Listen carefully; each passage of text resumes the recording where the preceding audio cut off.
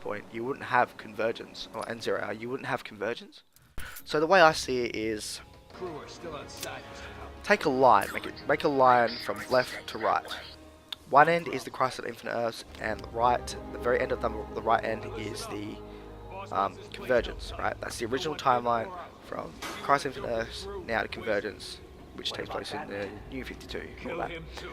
Take the idea of a 3D. I guess a 3D bubble or something. A 3D model, alright? And say you want to make a 3D model, but first you've got to etch out on the ground, like, you know, you've got to etch out what you want it to look like. So you got to etch out on the stand what you want to look like and where you want to put it, so then when you put the 3D model down, it's you know where it's going to be and what it's going to look like, right? But that base is the Crisis on Infinite Earths. Now, when everybody goes back in time in convergence to help change Crisis on Infinite Earths, they are the model that is put on top of the foundation, that is the stall, basically. So you got the stall, Crisis on Infinite Earths, all the other ones, and then back in time, bam, that's the 3D model. And then, as the 3D model is created, you got another timeline. This is the new timeline with the whole Crisis, and this is where the whole universe is fine. That's how I explain it. That's how I think it works. So you still need the Crisis on Infinite Earths. That's still canon. That still happened. But when the timeline comes back in time, they change that. That's when it changes. So it still exists. Yeah, this would be hard for some people, and trust me, it's hard to explain too. But I think it works. That's one way to explain it. So it's not too out there, but it kind of works in the retrospect of the universe of the multiverse that DC has created. Now let's talk about the side ones. Now the side ones, each side one I loved. I never read a side one that I went, oh, this is dumb. I loved every single one of them. Issue 1 and issue 2. They were absolutely amazing, and at first I was scared because I thought this was the send off, you know, issue 2, they're gonna die. And then when the first issue 2s came out, I was like, hang on, they didn't die, nobody died in this. What the hell? Oh, they might die at the end of like Convergence 7 or 8.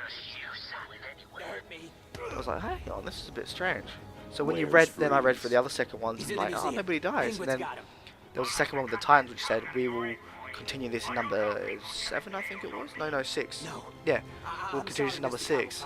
And then when number 6 came around, they're just fighting off. Next thing you know, everybody from all these side issues come back together to fight the evil and all that. And I was just like, yes! Now, the best ones that I recommend, to read if you don't want to get them all, is Superman 1 and 2, the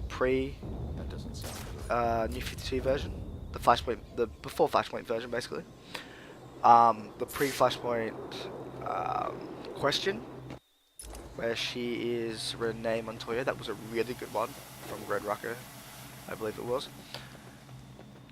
There was the Titans. Again, pre-Flashpoint, they were really, really good. That was really good. The Batgirl one, they were really good. Basically, the first week, I would recommend the whole first week, to be honest. They were really good. Hell, the first 2 weeks were really good. The third week was good.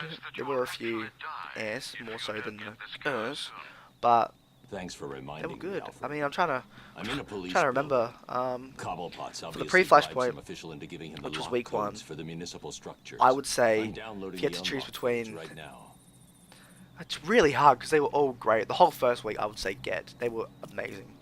Now with the second week, the ones I can say were the best would be Superboy, Supergirl Matrix, Justice League International, Green Lantern, and Aquaman. They were the best for me.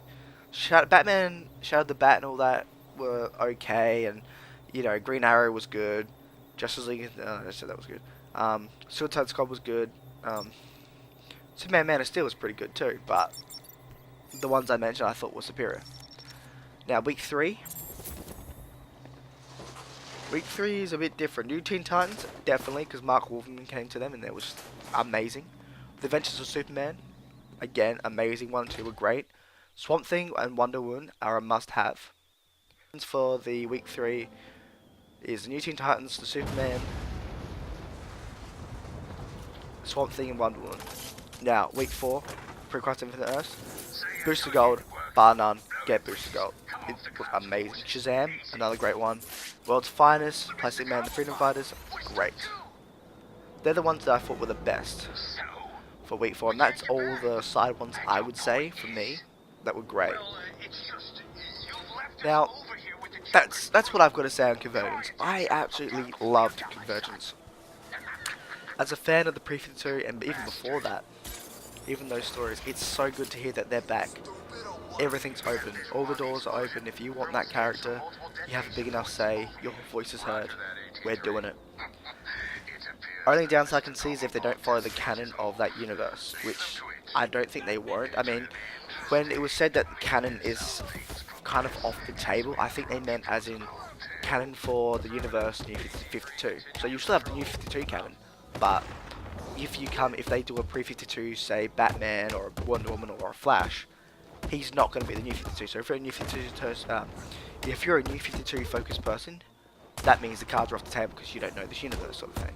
That's what I'm hoping is what that's about, but we'll have to wait and see. Right now, I am as happy as Odin drinking a lot of mead. I am happy as hell, and I hope you two are DC fans. I hope you are. Now, I know a lot of people will be like, oh, but, you know, it's good that's happening, but it's so similar to Secret Wars. Please. It's the same event to an extent. Think of it like this. Secret Wars is taking the Infinite and taking it into, like, from what I understand, one universe. Convergence is the opposite. They're taking a small multiverse into a big multiverse, sort of thing. I do want to read Secret Wars though, because Secret Wars, Marvel for me has been weird because I like what DC did with the Crisis, because when they rebooted, it was a good reboot. It didn't make it made sense because it's a new universe sort of thing. In Marvel, they haven't done that. I mean, the Ultimates was one. I mean, they have done universes like the Ultimates where you can just read from number 1 to whenever it ends, which is cool. But other than that, the main Marvel universe, I haven't read much about. Although I will say the Justice League and Avengers crossover was amazing. Anyway, that is the Autistic Aussie Viking out. See you next time.